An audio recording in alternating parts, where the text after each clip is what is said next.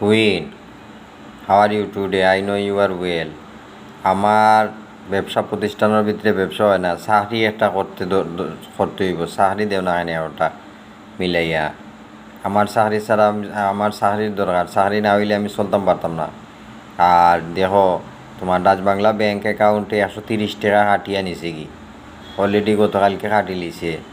এরপরে মনে করো তোমার ব্যবসা প্রতিষ্ঠানের ভিতরে মনে করো তোমার ব্যবসা তেমন সুবিধা নাই, ইনভেস্ট যা যা করছি সব লস।